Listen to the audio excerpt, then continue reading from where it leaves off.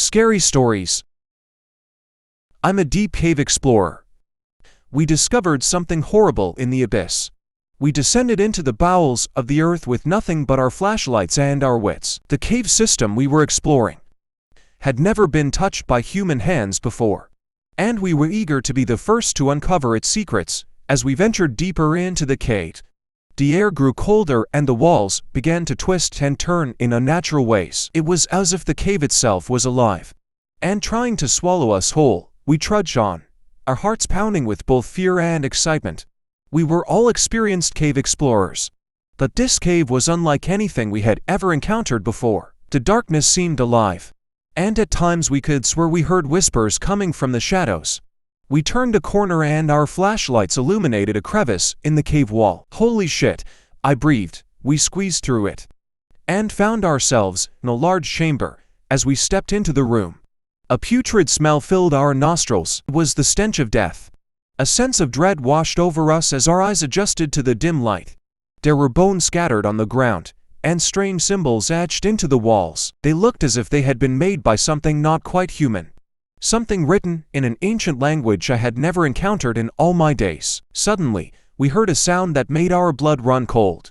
It was a low, guttural growl coming from deep within the cave. We shone our flashlights toward the source of the noise, and our breath caught in our throats. In the corner of the chamber, we saw movement. At first, we thought it was a trick of the light, but as our eyes adjusted, we realized that it was something else entirely, something that no one could have ever imagined. A writhing colony of eldritch horrors began to emerge from the shadows, their grotesque forms twisting and writhing in the dim light. They were unlike anything we had ever seen before. They looked like overgrown centipedes, but with too many tendrils, legs, appendages, and masses of feelers sticking out of their faces. And their eyes glowed with an otherworldly light. They moved with a fluidity that was both mesmerizing and terrifying. We tried to back away, but it was too late. The creatures had us cornered, and we knew that we were in for the fight of our lives. Pain and fear gripped me as I watched my friends fall one by one. Their screams became deafening. Echoing off the walls of the cave, I was alone, with nothing but the sound of my own heart pounding in my ears. One of the eldritch horrors lunged at me, its jaw snapping inches from my face. I managed to dodge it, but not before a long gash appeared on my cheek. Blood poured down my face as I stumbled backwards, trying to gain some distance from the monsters. I could feel my strength fading as the creatures closed in on me. I knew it was only a matter of time before they would rip me apart too. I closed my eyes, bracing for the end, as somebody lit a flare gun into a pool of gasoline, sending a burst of flames and heat everywhere. I took the chance to go back the way we came as fast as I can, leaving my fellow explorers as I stumbled towards the exit, my mind reeling from what had just happened. The outside world was in the middle of the day, sunlight beaming down, warm and deceivingly calm to what was going on beneath us. I can't say for sure, but as I left I swore I saw creatures and a cave chamber the size of a car. I haven't slept or left this house in weeks. I haven't slept or left this house in weeks. I found a girl's body. Her face was torn to shreds. Both her eyes were missing. There must have been over 20 rotten corpses and severed human skulls in those decrepit buildings. The other buildings had piles of clothes, boots and passports inside them. A stupid story, a made-for-class. There's a cult in our town. Every night on November 14th, every year, they gather up 14 unlucky bystanders from the streets, from homes, from restaurants and bars. Understand, it was the chosen, the ones who were picked by utter and pure coincidence and fate. They were tied up and given a drug that paralyzed them but allowed them to speak. Later, they would all be forced to stand in a circle. A blind person was given a gun to shoot one person. The catch is that they're spun around, quite like the game where you're spun around and you need to pin the tail on the beast. They stop whenever they please and shoot. One person dies, and there is 13 people left. Let me explain the interesting part, the fun part. The thing is, people will always make little, small sounds. Whether you hear it or not does not matter. Only blind people's senses are amplified. When sight is taken away, they can tell by whose breathing it is. Even the blind person is taken away, And usually they're from a high school by then, for some reason. We have a lot of young blind people. I do not know if the cult plays into this. The blind people are judged and isolated. They don't want to hurt whoever hurts them. But if you would be killed, and you get to choose. So they can tell who to kill. Then bang. And another casualty. Who am I? Well, I was the person who caught it all on camera. And released it into the internet. Now I'm the next blind candidate. Night reel. I woke up at midnight and noticed my window was open. I closed it and decided to head downstairs for a drink. I sat down and turned on the TV. I opened the can of Coke and began to drink. After a while I got tired again and decided to go to sleep. Then I noticed my window open and snowy footprints leaving my window. I never knew what or who it was, but now I make sure to lock my windows. What was that sound?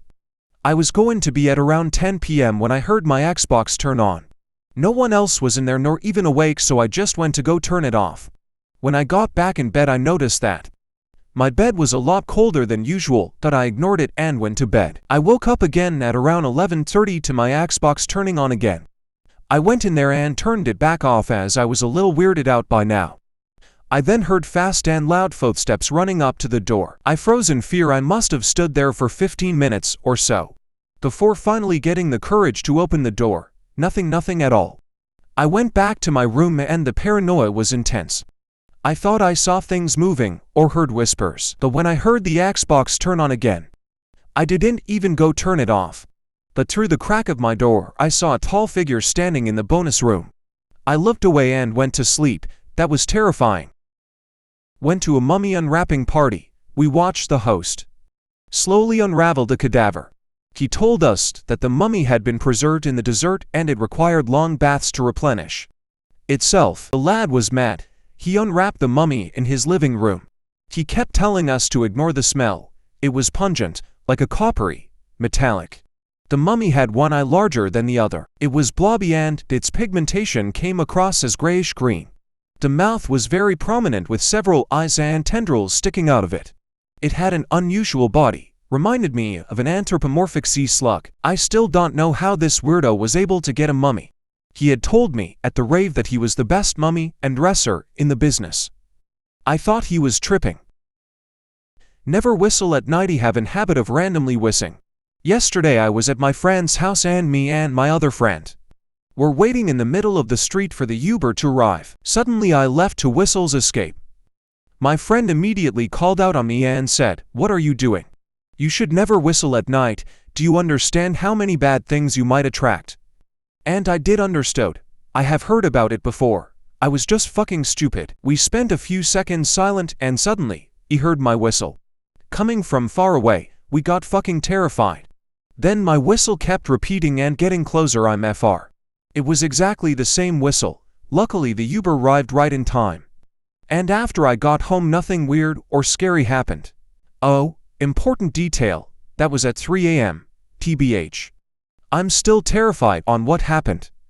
I'd be glad if someone who understands about these things explains what could it possibly be. It is the anniversary of the night I unleashed the horror. It is a horror which tonight shall remove me from this world. I feel him creeping closer towards me. Oh God, I should have never summoned him. It attacks like a mindless beast without speaking. It killed the other researchers. We thought we knew the truth about payment. We never should have sacrificed our souls to the ninth spirit. I'm not sure how much longer I have.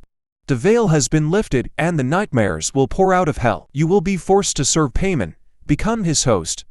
Payman is always waiting for a host to continue his work. All he needs is a body. I've been chosen to become his next flesh puppet. I can hear disembodied voices. They whisper that I'm doomed. I will arrive at the gates of hell, a shell of a man, and all I wanted to know was the truth.